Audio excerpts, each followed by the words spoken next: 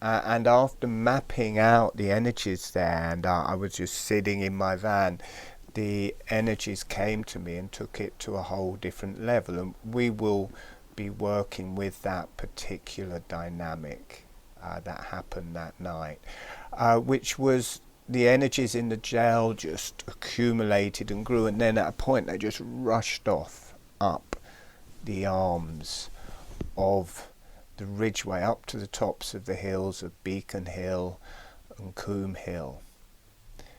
And the image of this as it opened up in myself, and the quality of it, was that of a bull or a buffalo with the two horns, and this kind of really powerful energy of these animals. Or also, it has that quality of these archetypal energies we feel within ourselves of the horned beings. And whenever you feel these horned beings, they always have this kind of archetypal potency to them. It is that quality. And as it reaches the top of the hills, then it starts to transcend. When it gets to the pinnacle of the hills, then it rises out from the highest point of the arc of the chalice at Chequers. That's just how energetically works it. It just transcends when it reaches that higher point. And then in that transcendence, the higher energies also start arriving through the tops of the hills, come down through the arc of the chalice, and down through the stem and ground, and this whole machinery lights up. You've got the deep, grounded, lower energies in the cup of the valley and in the stem of the long valley. You've got the deep, grounded energies there, and then you've got the energies rising to the top of the hills. Then you've got the higher energies. So you have the higher energies and the lower energies, and the dance between. And you also have the female and male energies in that. Coombe Hill, to me, has a more male energy. I know everything is both, part female, part male, and within us we're part female, part male, but one side is more predominant, and in Beacon Hill the male side is more dominant, is more there, and in Coombe Hill the more male side is more there, and in Beacon Hill it has a more female quality, even though it is both. And these energies play back and forth through the chalice and through the stem, and making a tantra and joining to the vertical energies moving through the chalice. So will be all these images of how the chalice at Chequers works are within us as well. That's what happens within us. We are a chalice. We are also a sword or a center line for the Kundalini. And that happens in Chequers, and that happens in ourselves. And in the webinar, we will be working with those dynamics in ourselves and opening up through those dynamics at Chequers. So we will start in the Dell. I don't know how many areas we will go through, but we're going to work through several areas. And there is also the chalice there, which is a more female receptacle. If you make the hand mudra for the chalice, then you get God's energies, higher energies coming down through. It's like receiving from the heavens. And you make the hand mudra of the prayer, which is well known in churches. This is the energies rising or talking to the heavens. And if you swap, one has a more receiving quality and the other has a more kind of communicating back. So there's a talking back and forth between the earth and the higher energies. Within the landscape then we will be working with those hand mudras as well, both of those. And from there I think we're going to move to the sacred place on the land of Chequers. And this is also very symbolic. Chequers' boundary has taken out the whole female side of the chalice, which is very representative of kind of what the church and government have done. This land has been taken over by aristocracy and lived on by royalty and aristocracy, and then given to the government, and also the church is there as well. And in a way, in the past, the female side of things has been pulled down, covered. And unless you have both, they don't work. You need both. You need the male and the female. And when the energies are flowing backwards and forth, then you can move on a spiritual journey and a connection to the earth. So we will be energetically and spiritually working and opening up through the areas of Chequers that are taken away from us. The Ridgeway is a 6,000-year-old right of way, but it has been taken at Chequers. And this is a sacred site, an important sacred site on the Ridgeway. Maybe we can't go inside those boundaries, but we can work there energetically. And for me, it's an important work to do that. It heals the land, it heals ourselves, and hopefully it will heal this situation with government that we have, that they don't seem to be part of the people, and they don't seem to be listening to the people. They seem to be, or many people are saying, they are actually run by the corporations. But there is this divide then. By working with the energies, and I've been working to get access to Chequers for quite some time, and we're getting closer to that, to be able to run our ceremonies actually on Chequers land. So there is all of that. So we'll be working across Chequers, but we will also work at the point directly to the side of Chequers house. This is an energy center, and it makes a different chalice. And if you look at there's another picture that shows the escarpment of the hills there, and if you look at those, then suddenly the chalice changes to a new chalice that is centered exactly directly through the house at Chequers, with the stem coming down to the base of Chequers. So we'll be working from that energy center. And this opens up a different energy. The energy from the Dell opens up a more earth fire energy. The energy from this center of Chequers, the stem there, is a water energy line going down to the pond at the bottom. And it relates a lot to the next set of holographic breathing webinars we will be doing, where we work with the adrenals, the kidneys, the bladder and the penis, vagina, which is this more water energy, deep sexuality and energy and healing, and the qualities of our male, female there, and just all sorts of things that quite strongly opens up through that whole area. But all of this, I've noticed when I worked with it, to start off with, from the Dell at Chequers, and also from the pond, and psychically from this centre in front of Chequers, to start off with, what it grounds into in my internal energy and geometry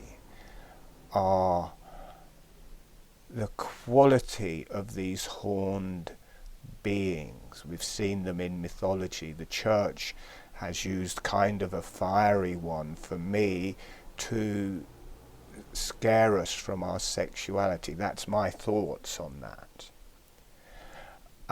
But actually these horny beings the beings with two horns are particular energy, and you only have to feel them or see them and they will register a deep and potent archetypal energy in yourself that people quite often move away from because of the association, I think, with the devil, or how the church has imprinted this on us. But actually these are all a natural energy, and for me the image that is promoted of the devil is our sexual energy, and if allowed to be natural and rise, connects us with both the earth and the heavens as a potent energy. And this also very much arrives to start off with this energy coming from the pond, because you have got these two horns coming out up to it. It is the chalice, but it's also the horns, and you have to understand the energies of these horny beings. In that, I think, for myself, I don't know about other people, why initially when I first was on this journey would move away from them a bit and think, oh, I don't know about that, was because they evoke this deep nature in us and relate directly to our genitalia and pelvis. And if you become aware of those beings in yourself and your energies that we play out around us, you have this deep sexual earth energy in the genitalia, in the pelvis, and this rises up through the body. And I think people hold on to this in different places because they're a little bit scared of it. But if you allow this to rise, and definitely through the throat, this is a place many people will hold on to this energy, allow it to go through the throat so it can come through the head. It will rise up through the horns, and the horns are the connection to the higher self of these more horny energies within ourselves. So you've got the deep earth energies, you've got the water energies, you've got the fire energies, you've got all sorts of different energies on a lower sexual level which rise and convert into those same qualities but at a higher level.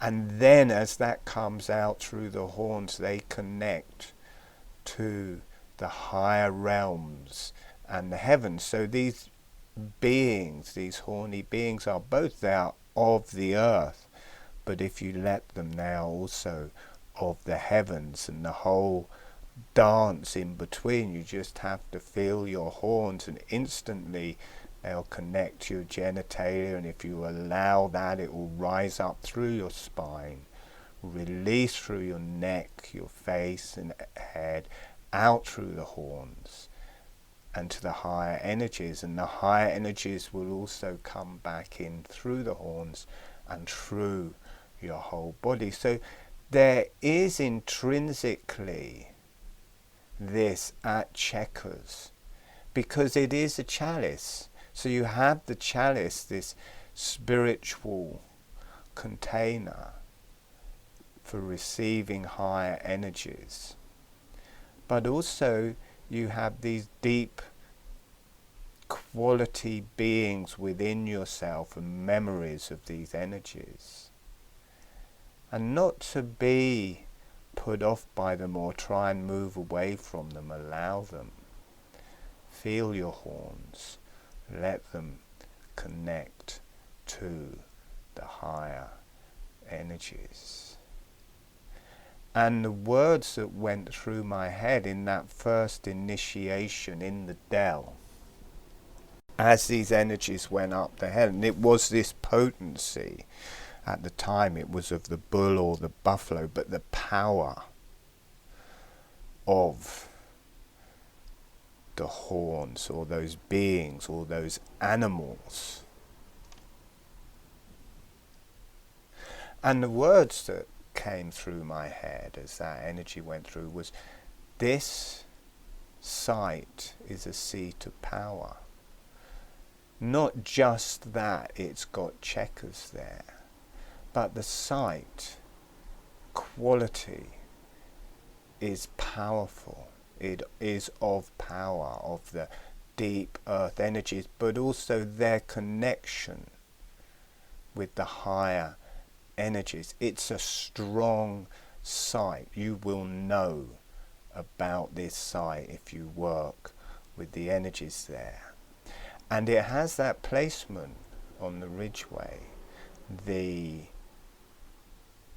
Ivinghoe beacon, this is like the base of the spine, which is the ridgeway. It's like a spine. Then Chequers is further up. This becomes the hara and the pelvis. This is the center for the pelvis, the pubic, the hara area.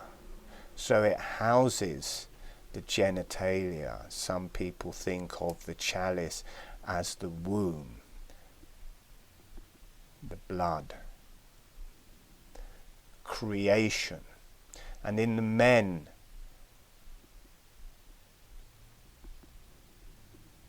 the uterus relates to the prostate. So in the men, that is the prostate. And you have the shape of the female genitalia, not just the womb. The womb is like the arc of the chalice. The vagina is the stem. And the ovaries are the top of the chalice. So you have this image, even though it's not in that shape in men, it still has the same energy of the chalice. And this also relates to the water circuit. The kidneys, adrenals are like the top of the chalice coming down to the bladder, which makes the whole arc of the chalice, and the penis, vagina become the stem of the chalice. So both these circuits relate to that. So there is this power of sexuality and creation connecting to the heavens, but that energy has been a bit curtailed in that the whole left-hand side of the site has been absconded with by Parliament. So only one person lives there, and only sometimes, and everybody else is kept out. Who wonders why there's a feeling that government is separate to the people, and that this land has been passed through kings and queens and higher aristocracy, and then passed on to the Prime Minister. So when the Prime Minister is moving in, he is taking gifts from the kings and queens and aristocracy and power of money by just living there. That is what that symbolizes. And it was done in a way that the people paid for it. Chequers was given to Britain for winning the First World War, for prevailing in the First World War, which seems like a good thing until they added the last sentence, for rest and recreation for the Prime Ministers forever. So it wasn't given to the people of England. It was given to the Prime Ministers. The people of England just pay the bills. That alone is worth a riot, and they changed the law just to do that. But we are going to be taking our rights back, and we are going to be working with the energies at Chequers. And at some point, we will make this site alive and public again. And when this site is activated, being at the sexual area and potency of the ridgeway, that potency and creation is released through the whole ridgeway to all the different sacred sites along the ridgeway, which are like chakras, all the way down through the Uffington White Horse, around the heart, to Avesbury, around the third eye, to something hill it's called, like an Overton Hill, the crown chakra at the top of the ridgeway. The ridgeway is an emblem of us, and when that sexuality is released, which has been so suppressed by the church and governments, when that sexuality is released, that works as an energy for the whole ridgeway and us. And we will be working with this site as a mirror of both. And we will be working also with the horny beings within us. So I have a free webinar this Sunday, and then we will be working at Chequers the last Sunday of every month. Come along and enjoy.